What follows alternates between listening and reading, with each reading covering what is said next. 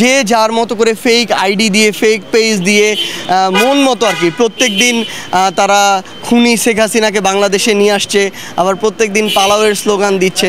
তো আমরা আমাদের জায়গা থেকে মনে করি কি এটা যেমন আমাদের অবশ্যই এখানে সেল করতে হবে, বাংলাদেশে এখন অন্তর্বর্তীকালীন সরকার কিংবা সামনে যে নির্বাচিত সরকার আসবে তাদেরও এরকম অ্যান্টি প্রোপাগান্ডা সেল করা উচিত, কারণ এটা মানুষকে বিভ্রান্ত করে, জনমতকে বিভ্রান্ত করে। এবং আরেকটা গুরুত্বপূর্ণ বিষয় হচ্ছে জনগণকে এই বিষয়ে সচেতন হতে হবে। একটা জিনিস আমি দেখলাম আর ওইটাই সত্য বলে বিশ্বাস করে নিলাম, এটা কোনোদিন হতে পারে না বা হওয়া উচিত না। একটা খবর একটা নিউজে এসেছে মানে ওটাই শতভাগ সত্য এটা মনে করা উচিত না। সব কিছুর প্রোস অ্যান্ড কোনস আছে, এইটুকু যেন আমরা যাচাই করে আমাদের সিদ্ধান্তগুলো নিই।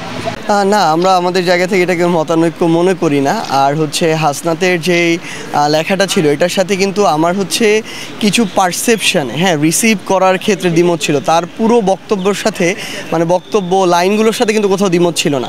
একটা জিনিসকে ওর জায়গা থেকে যেভাবে রিসিভ করেছে খুব স্বাভাবিকভাবে আরেকটা মানুষ আরেকভাবেই রিসিভ করবে, এটা মনে হয়। সেম একটা জিনিস আপনার যেরকম মনে হবে আরেকজনের ওরকম মনে নাও হতে পারে ওই জায়গা থেকে। কিন্তু যে বক্তব্যগুলো দিয়েছিল যে একটা হচ্ছে নতুন করে আওয়ামী লীগ, রিফাইন্ড আওয়ামী লীগের যে আইডিয়া, এই সামগ্রিক বিষয়গুলোতে কোনো দ্বিমত ছিল না। এবং আমরা আমাদের জায়গা থেকে স্পষ্ট করে আমাদের পার্টির পক্ষে যেটা বলেছি, আমরা ওই জায়গায় আমরা সবাই ঐক্যমত যে এখানে শুধু বাংলাদেশ সেনাবাহিনী না, এই বাংলাদেশে আর কেউ যেন আওয়ামী লীগের যে কোনো ভার্সনের গল্প না শোনায়, এক।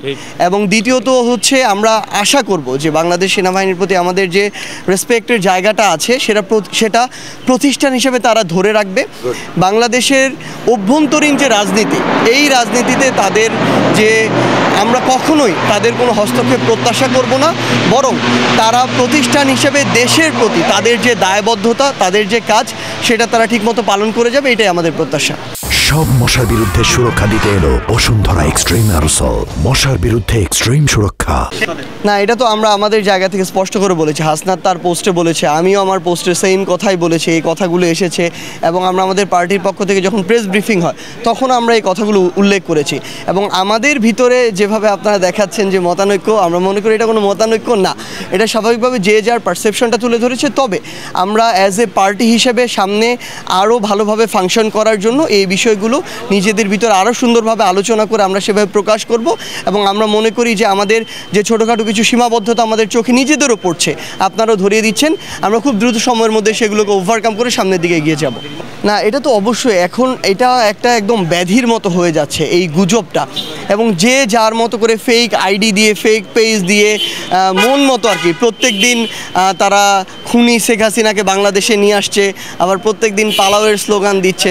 তো আমরা আমাদের জায়গা থেকে মনে করি কি এটা যেমন আমাদের অবশ্যই এখানে সেল করতে হবে, বাংলাদেশে এখন অন্তর্বর্তীকালীন সরকার কিংবা সামনে যে নির্বাচিত সরকার আসবে তাদেরও এরকম অ্যান্টি প্রোপাগান্ডা সেল করা উচিত, কারণ এটা মানুষকে বিভ্রান্ত করে, জনমতকে বিভ্রান্ত করে। এবং আরেকটা গুরুত্বপূর্ণ বিষয় হচ্ছে জনগণকে এই বিষয়ে সচেতন হতে হবে। একটা জিনিস আমি দেখলাম আর ওইটাই সত্য বলে বিশ্বাস করে নিলাম, এটা কোনোদিন হতে পারে না বা হওয়া উচিত না।